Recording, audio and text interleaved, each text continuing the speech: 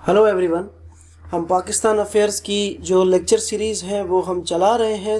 आज हमारा Pakistan historical movement historical aspects का नेक्स्ट टॉपिक है रावल्ट एक्ट। बेसिकली ये जो रावल्ट एक्ट था ना, इस एक्ट का मैं ज़रा सा आप लोगों को एक बैकग्राउंड बता दूं। ये बेसिकली हुआ क्यों था।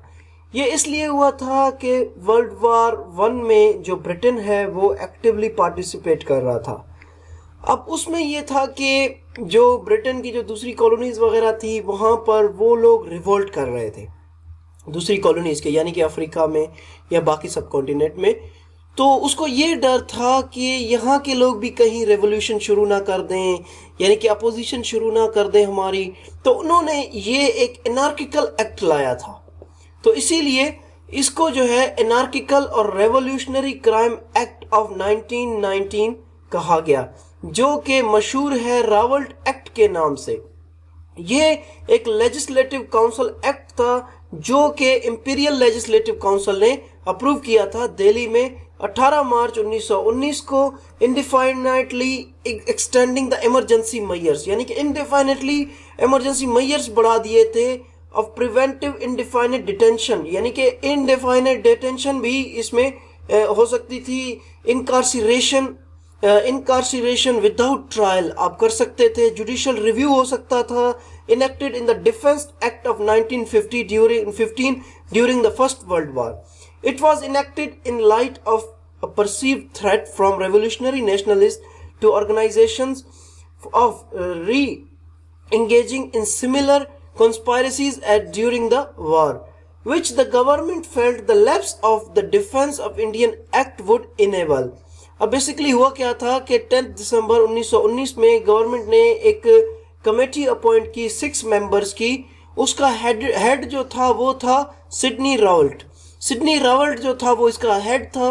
तो कमेटी ने बेसिकली 2 बिल्स जो है वो ड्राफ्ट किए जिनको रावल्ट बिल कहा गया, और इसकी बहुत ज़्यादा यूनानिमस अपोजिशन थी, लेकिन ये अप्रूव हो गया 1919 में इंपीरियल लेजिस्लेटिव काउंसिल के तहत।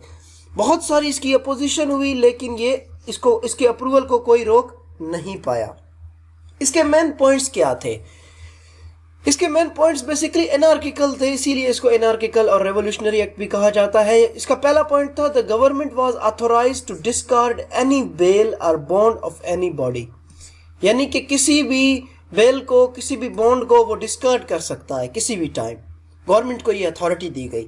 Small matters were also intervened by the authorities comprising publishing newspapers distribution, यानी कि जो छोटे छोटे मसले हैं वो भी इंटरवीन किए जा सकते हैं अथॉरिटी के तहत, जैसे पब्लिशिंग न्यूज़पेपर या उसकी distribution. Anybody could be asked to report at police station, किसी को भी कहा जा सकता है कि वो जो है उस पुलिस स्टेशन में हाजिर हो जाए। उसके बाद extra ordinary powers of search, arrest, demand of security etcetera were conferred on the provincial government को एक्स्ट्रा ऑर्डिनरी पावर दी गई कि वो किसी को भी सर्च कर सकते हैं सिक्योरिटी की डिमांड पर, अरेस्ट कर सकते हैं, डिटेन कर सकते हैं। द एक्ट अलाउड जजेस to try political cases without juries in specific cases, यानी कि पॉलिटिकल ट्रायल कर सकते हैं विदाउट एनी, यानी कि प्रॉपर जो है वो प्रॉपर यानी कि प्रोसीजर को फॉलो किए बगैर। The government was authorized to ban an Indian entry into India from abroad, यानी कि किसी भी शख्स की इंट्रेंस को बैन किया जा सकता है अथॉरिटी के तहत। इसका रिएक्शन बहुत बुरा आया। तो महात्मा गांधी ने इसका ये रिएक्शन दिया कि among other Indian leaders was extremely critical of the act and argued that not everyone should be punished in response to isolated political crimes. इसमें आप हर एक को कैसे पनिश कर सकते हो? अगर एक ने कोई क्राइम किया ये तो आप पूरी सोसाइटी को पनिश कर रहे हैं, ये उनका कहना था। उसके बाद मदन मोहन मालवीय और Mohammad Ali Jinnah, a member of All India Muslim League, resign from the Imperial Legislative Council. इन लोगों ने, इवन कायदे आजम मोहम्मद अली जिन्ना ने जो है यहाँ से रिजाइन कर दिया। नॉन कोऑपरेशन मूवमेंट शुरू कर दी गई। The act also angered many other Indian leaders and the public which caused the government to implement repressive measures. Gandhi and others thought that constitutional opposition to the measure was fruitless. So on 6 April a hurtle took place. This was an event in which Indians suspended businesses and went on strikes and would fast, pray, and hold public meetings against the Black Act as a sign of their opposition, and civil disobedience would be offered against the law. Mahatma Gandhi bathed in the sea at Mumbai and made a speech before procession to a temple took place. This event was part of the non cooperation movement. इसको फिर non cooperation movement का part दिया गया, यानी कि महात्मा गांधी ने वहां पे प्रोसेशन वगैरह किए. Punjab protest movement. The Rowlatt Act came into effect on 21 March 1919 in Punjab. The protest movement was very strong. On 10 April, two leaders of the Congress, Dr. Satyapal और सफीउद्दीन कैचलियो, ये जो है बेसिकली अरेस्ट हुए और इनको जो है वो सीक्रेटली धर्मशाला में रखा गया. उसके बाद एक हॉरिफिक इवेंट हुआ इसके रिएक्शन में. एक जब इनको अरेस्ट कर दिया गया तो इस टाइम ये भी इवेंट हुआ. उसके बाद क्या हुआ कि जालियांवाला बाग मसाकर हुआ. The army was called into Punjab. Punjab में आर्मी बुलाई गई.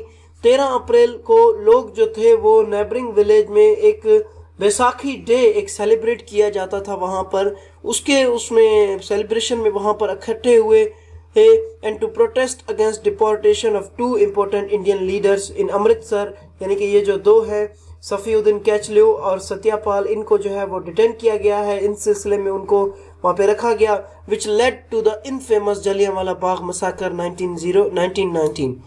और फिर इस तरह क्या हुआ, ये एक बहुत हॉरिफिक इवेंट. तो ये बेसिकली जो है हमने इसके 5 रिस्पॉन्सेस पढ़े. उसके बाद क्या हुआ कि इस एक्ट को 1922 में रिपील कर दिया गया. Accepting the report of the Repressive Law Committee, the Government of India repealed the Rowlatt Act, the Press Act and the 22 other laws in March 1922. मार्च 1922 को तकरीबन 22 और लॉ और एक रिप्रेस एक्ट और ये रावल्ट एक्ट, ये तीनों के चारों ये जो 3-4 जो एक्ट है ये इम्पोर्टेंट, और उसके अलावा जो 22 दूसरे एक्ट थे उन सब को जो है वो क्या कर दिया गया, रिपील कर दिया गया. So this was the lecture of the day. I hope कि आपको समझ आया होगा, और अगर आप किसी तरह की इम्प्रूवमेंट चाहते हैं so please tell me in comments and don't forget to subscribe this channel. So thanks for the day.